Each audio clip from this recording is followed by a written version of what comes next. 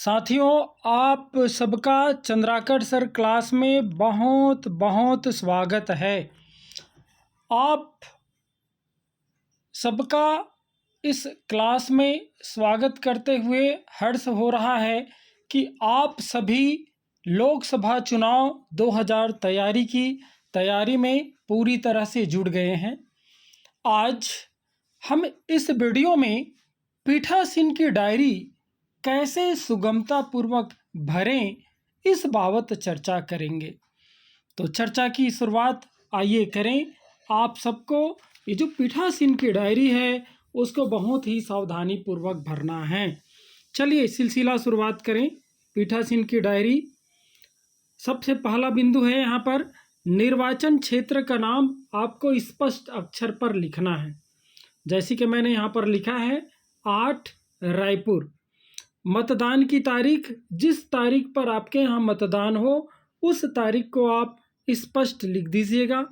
इसके बाद है मतदान केंद्र की संख्या एवं नाम। आप जिस मतदान केंद्र पर जाएंगे उसको साफ साफ लिखिएगा और उस मतदान केंद्र का नाम क्या है उसको भी आप लोग लिख दीजिएगा। मैंने यहाँ पर उदाहरण के लिए लिख दिया है मतदान केंद्र की संख्या 74 और उसका नाम मैंने लिख दिया है करमदा। इसके बाद आपसे पूछा गया है ये जो मतदान केंद्र है वो कहाँ स्थित है। 3 ऑप्शन है, शासकीय है या अर्धशासकीय भवन है, निजी है या अस्थायी संरचना है। तो जो भी हो आप लोग लिखिएगा। मैंने यहाँ पर लिख दिया है शासकीय और शासकीय प्राथमिक शाला करमदा। इस प्रकार से आप लोग उपयुक्त चयन करिएगा।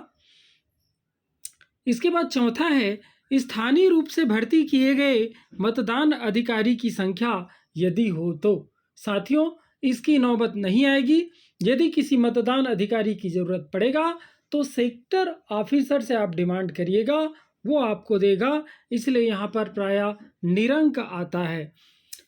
5वां है सम्यक रूप से नियुक्त मतदान अधिकारी की अनुपस्थिति में नियुक्त मतदान अधिकारी यदि हो तो उसका कारण आपको लिखना है। इसकी भी संभावना न के बराबर है, इसमें भी आप लोग निरंक लिखिएगा। इसके बाद मतदान मशीन का इंट्रोडक्शन आपको देना है। आपने कंट्रोल यूनिट कितना इस्तेमाल किया, प्राय एक ही करते हैं। उसका सीरियल नंबर आपको बता देना है। जैसे यहाँ पर मैंने बता दिया है J64002। इसके बाद बैलेट यूनिट की संख्या बतानी है।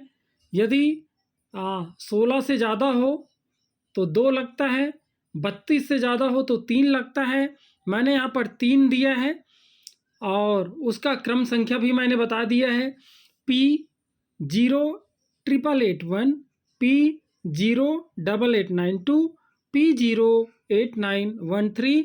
आप जो भी आपको बैलेट यूनिट मिलता है उसका क्रमांक नोट करिएगा। इसके बाद उपयोग में लाई गई पेपर सीलों की संख्या, आपको पेपर सील मिलेगा उसकी संख्या आप लोग लिखिएगा, आपको जितना मिलेगा। उदाहरण के तौर पर यहाँ पर 4 लिखा गया है, आप लोग भी ज़रूर लिखिएगा। इसके बाद उसकी क्रम संख्या आपको पूछा गया है, वो भी ज़रूर लिखिएगा। इसके बाद स्पेशल टैग की संख्या आपसे पूछा गया है।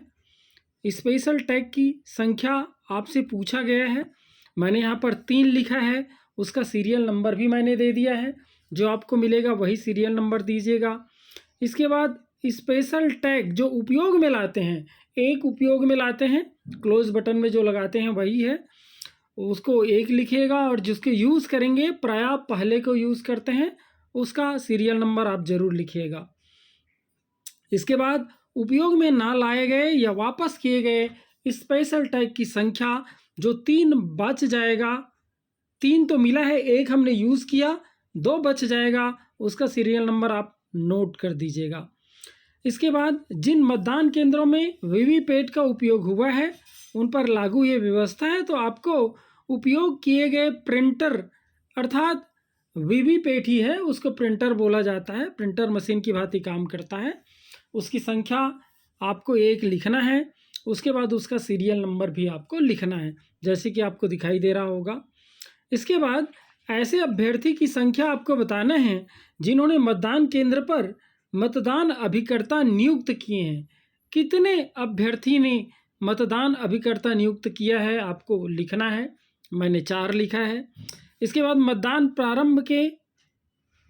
के प्रारंभ में उपस्थित मतदान अभिकर्ताओं की संख्या जितनी हो आप जरूर लिखिएगा। मैंने यहाँ पर 4 लिखा है। अभिलंब अभिकर्ताओं की संख्या जो विलंब से आए हो, प्राय निरंक होता है या बाद में आए तो संख्या आप लोग जरूर लिखिएगा। मतदान के समाप्ति पर उपस्थित मतदान अभिकर्ताओं की संख्या जो शुरू में आते हैं वही अंत तक रहते हैं या रिलीवर भी रहते हैं। एक टाइम में एक अभ्यर्थी का केवल एक ही रहता है। शुरू में 4 आए हैं तो अंत में भी 4 ही रहेंगे। इसके बाद आगे है मतदान केंद्र पर नियत मतदाताओं की कुल संख्या।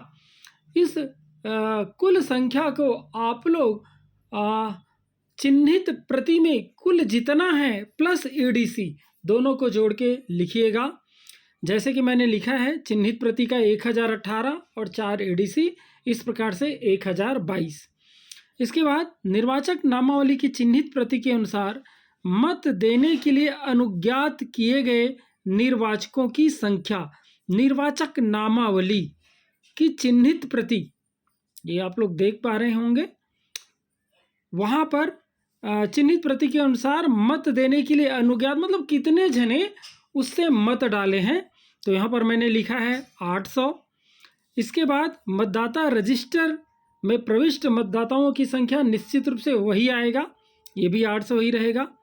इसके बाद मतदाताओं की संख्या जिन्होंने मत देने का निश्चय किया हो, मत न देने का निश्चय किया हो, नहीं देने का, प्रायः इसकी स्थिति बहुत ही कम आती है। तो यहाँ पर 3 चीज़ है। निर्वाचक नामावली की चिन्हित प्रति के अनुसार मत देने के लिए अनुज्ञात किए गए निर्वाचकों की संख्या, और रजिस्टर 17A में प्रविष्ट मतदाताओं की संख्या, और मशीन में रिकॉर्ड गए मतों की संख्या, ये लगभग समान आता है। इसको आइडियल स्थिति, आदर्श स्थिति कहा जाता है। इसके बाद आगे हम लोग यहाँ पर प्रथम मतदान अधिकारी से साइन लेंगे, उसका नाम लिख देंगे। इसके बाद अधिकारी क्रमांक 2, इसका भी नाम लिख करके उसका हस्ताक्षर हमें ले लेना है। इसके बाद आगे है निर्वाचकों की संख्या जिन्होंने मत दिए, तो कुल कितने पुरुष मतदाता है जो मत दिए उसको लिखिएगा, कुल महिला लिखिएगा, थर्ड जेंडर लिखिएगा। जैसे मैंने लिखा है 405 पुरुष, 395 महिला, इस प्रकार से कुल 800।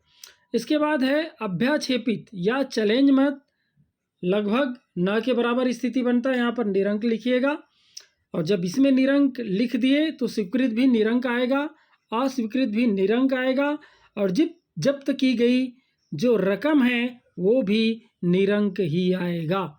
इसके बाद उन व्यक्तियों की संख्या जिन्होंने एडीसी प्रस्तुत करके मतदान किया है, तो यहाँ पर मैंने 4 लिखा है। आपके मतदान केंद्र पर जितने एडीसी के द्वारा मतदान करते हैं उसकी संख्या आप जरूर लिखिएगा। इसके बाद प्रवासी मतदाताओं की संख्या लगभग न के बराबर इसकी संभावना है, यहाँ पर भी निरंक आएगा। इसके बाद ऐसे मतदाताओं की संख्या जिन्होंने साथियों की सहायता से वोट दिया। अंधे विकलांग व्यक्ति अपने साथी के द्वारा वोट करते हैं, उसके लिए एक फॉर्म पहले आप भरवाइएगा, और जितना ऐसी स्थिति आता है उसकी संख्या को जरूर लिखिएगा, और यदि ऐसी स्थिति ना आए तो उसको निरंक लिखिएगा। इसके बाद है प्रॉक्सी द्वारा दिए गए मतों की संख्या, इसकी संभावना भी लगभग न के बराबर आता है, यदि ना हो तो निरंक लिखिएगा। निवेदित मतों की संख्या, इसकी भी संभावना बहुत कम आता है, यदि अधिकारी क्रमांक 1 सही ड्यूटी कर जाए तो इसकी संभावना बिल्कुल ना के बराबर आता है, इसमें भी आप लोग निरंक लिखिएगा।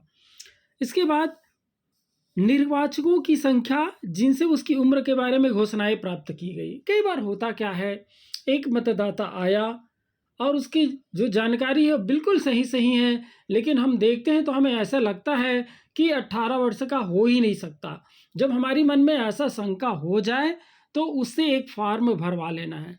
ऐसे कितने केस आए उसकी संख्या को यहाँ पर लिखिएगा, मैंने यहाँ पर निरंक डाला है। इसके बाद ऐसी घोषणाएं कितने मतदाता इनकार कर दिए ऐसी घोषणा के लिए? तो इनकार कर सकता है, इसमें आपको डरने की ज़रूरत नहीं है, आप निरंक लिख दीजिएगा। इसके बाद, क्या मतदान स्थगित करना आवश्यक था? यदि ऐसा था तो स्थगन का कारण, इसकी स्थिति भी लगभग न के बराबर है, आप नहीं लिखिएगा। इसके बाद, प्रत्येक 2 घंटे में डाले गए मतों की संख्या, प्रातः 7 बजे से 9 बजे तक मैंने लिखा है, सुबह सुबह का समय है, ज़्यादा मतदान होता है, मैंने उदाहरण के तौर पर 300 लिख दिया है। फिर 9 बजे से 11 बजे तक 200, 11 बजे से 1 बजे तक 100, 1 बजे से 3 बजे तक 50, 3 बजे से 5 बजे तक 100 और 5 बजे से 6 बजे तक 50। तो इस प्रकार से टोटल 800 जो पहले भी था। इधर आप लोग देखिए, ये 2, 3, 4 में 800, यही संख्या यहाँ भी आना चाहिए। इसके बाद है, विजिट सीट के अनुसार मतदान केंद्र का भ्रमण करने वाले आगंतुकों का विवरण। समय समय पर बड़े अधिकारी निरीक्षण के लिए आते हैं, तो आप इसको मेंटेन जरूर करिएगा। जैसे मैंने मेंटेन किया है, सेक्टर ऑफिसर का आगमन हुआ प्रातः 9 बजे, उस समय मतदान शांतिपूर्वक हो रहा था और उस समय 17A के अनुसार 300 मतदाता ने मतदान प्रक्रिया पूर्ण कर लिया था और EVM अर्थात मशीन में भी 300 का ही संख्या बता रहा था। इसके बाद दोपहर बाद 3 बजे RO साहब का आना हुआ। जब वो आया तो उस समय भी मतदान शांतिपूर्व संपन्न हो रहा था और मतदाता रजिस्टर के अनुसार 650 मतदाता मतदान में भाग ले चुके थे और मशीन में भी उतनी ही संख्या बता रहा था। तो ये आपको मेंटेन करना है, बहुत ज़रूरी चीज़ है, आप ध्यान दीजिएगा। इसके बाद आगे है, मतदान समाप्त होने के समय कतार में लगे हुए मतदाताओं को दी गई पर्चियों की संख्या। कई बार क्या होता है, 6 बजे के बाद भी पूरे मतदाता मतदान नहीं कर पाते। ऐसे मतदाताओं को कतारबद्ध करके लास्ट से पर्ची बांटना चालू करते हैं।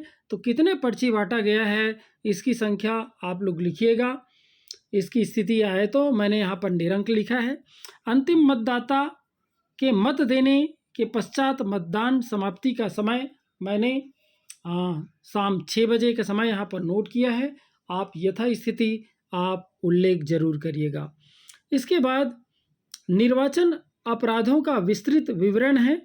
इस प्रकार की स्थितियाँ प्राय न के बराबर आता है और आप लोग देख लीजिए, सभी में निरंक आए तो अच्छा है ना। तो देख लीजिएगा इसको। मतदान केंद्र से 100 मीटर की दूरी के अंतर में मत का प्रचार नहीं करते पाया गया। मतदाताओं का प्रतिरूपण नहीं हुआ है। मतदाता केंद्र पर किसी सूचना की सूची को या अन्य दस्तावेज को कपटपूर्वक बिगाड़ना या नष्ट करना या हटाना, इस प्रकार की घटना नहीं घटित हुआ है। मतदाताओं को रिश्वत का भी केस नहीं आया। मतदाताओं और अन्य व्यक्तियों को भयभीत करने की घटना नहीं हुआ। मतदान केंद्र पर कब्जा की स्थिति भी नहीं आई। तो इस सब को आप लोगों को निरंक लिखना है। इसके बाद आपको बताना है, क्या निम्नलिखित कारणों से मतदान में विघ्न या बाधा उपस्थित हुई, जैसे बलवा, खुली हिंसा, प्राकृतिक विपत्ति, बूथ पर कब्जा, मतदान मशीन का विफल होना, अन्य कोई कारण। तो यहाँ पर तो कोई कारण नज़र नहीं आता। हाँ, कभी कभी मतदान मशीन विफल हो जाता है और यदि ऐसा हो जाए तो आपको घबराने की ज़रूरत नहीं है, आप कारण सहित वहाँ पर विवरण लिख दीजिएगा। आगे है, क्या मतदान केंद्र पर उपयोग में लाई गई किसी मतदान मशीन को पीठासीन अधिकारी की अभिरक्षा में से असंवैधानिक रूप से छीनकर ले जाया गया? बिल्कुल नहीं। आकस्मिक या जानबूझकर घुमाने या नष्ट करने का केस? बिल्कुल नहीं। क्षतिग्रस्त या छेड़छाड़ करके मतदान को दूषित किया गया? बिल्कुल नहीं। ये सब आप लोग नहीं लिखिएगा। इसके बाद आगे है, अभ्यर्थियों या अभिकर्ताओं द्वारा की गई गंभीर शिकायतें यदि हो तो? बिल्कुल नहीं होता है। छोटे मोटे केस को आप नज़रअंदाज जरूर करिएगा। आगे है, विधि तथा व्यवस्था को भंग करने संबंधी मामलों की संख्या? ऐसी भी स्थिति बिल्कुल नहीं आती है। इसको निरंक लिखिएगा। इसके बाद है मतदान केंद्र पर की गई त्रुटियों और अनियमितताओं की रिपोर्ट यदि हो तो, इसकी भी संभावना न के बराबर है, निरंक लिखिएगा। आगे है क्या मतदान के प्रारंभ के पूर्व और यदि आवश्यक हो मतदान के बीच में किसी नई मतदान मशीन को उपयोग में लाते समय तथा मतदान की समाप्ति पर जो भी आवश्यक घोषणाओं की ज़रूरत पड़ती है, क्या आपने की है? तो यहाँ पर आप हाँ ज़रूर लिखिएगा। इसके बाद स्थान, जिस स्थान पर आप ड्यूटी कर रहे हैं उस स्थान का नाम लिखिएगा, दिनांक लिखिएगा। अब अपना नाम लिख करके पीठासीन अधिकारी वहाँ पर हस्ताक्षर कर देगा, शुभंडक चिन्ह लगाएगा और इस प्रकार से साथियों ये पीठासीन की डायरी बहुत ही अच्छे से आप लोग भर पाएंगे। उम्मीद करता हूँ ये वीडियो आपको आपके सेंटर में डायरी भरने में आपको मदद ज़रूर करेगा। आपको यदि ये वीडियो अच्छा लगा, आपके लिए हेल्पफुल रहा, तो आप चैनल को सब्सक्राइब ज़रूर करिएगा। अगले वीडियो में हम लोग मतदान का प्रतिशत निकालने के बारे में चर्चा करेंगे। धन्यवाद।